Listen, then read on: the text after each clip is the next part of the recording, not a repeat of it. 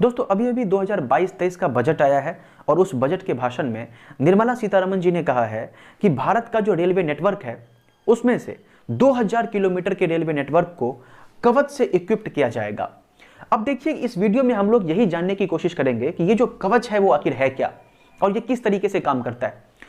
दरअसल कवच एक कॉलिजन डिफेंस सिस्टम है।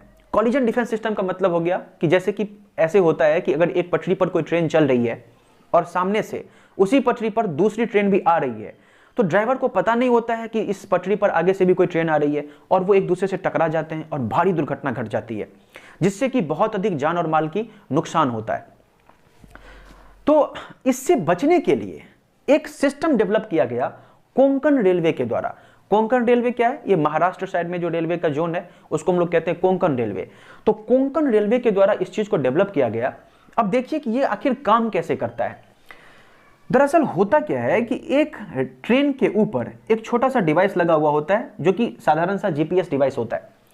उसके अलावा एक यूएचएफ डेटा रेडियो मॉडेम होता है। ये यूएचएफ का मतलब हो गया अल्ट्रा हाई फ्रीक्वेंसी। ये जो ultra high frequency radio waves है उसके मदद से ये काम करता है और ये वाला जो डिवाइस है वो जीपीएस सिग्नल्स को ट्रांसमिट करता है, रिसीव करता है और उससे ये वर्क करता है। तो ये दो डिवाइस ट्रेन के ऊपर माउंट किए जाते हैं, लगाए जाते हैं। अब देखिए हमें यह बात तो पता है कि ऊपर जो है वो सैटेलाइट है और वो सैटेलाइट कौन सा हम लोग बात कर रहे हैं यहां पर जीपीएस सैटेलाइट्स की। तो जीपीएस सैटेलाइट जिससे कि हमारे अपने फोन में हमें यह पता चलता है कि कौन आदमी कहां पर है, उसका लोकेशन या हमारे फोन का लोकेशन क्या है, इसको जो डिटेक्ट करने के लिए जिस सिस्टम का इस्तेमाल किया जाता है उसमें जो सैटेलाइट वर्क करता है वही सैटेलाइट यहां पर भी काम करता है, वो है GPS, global positioning system satellite इसको कहा जाता है। अब देखिए होता क्या है कि ये जो डिवाइस है वो इस जीपीएस सैटेलाइट से सिग्नल भेजे गए को रिसीव करता है। ये जो है ये डिवाइस वो भी इससे भेजे गए सिग्नल को रिसीव करता है।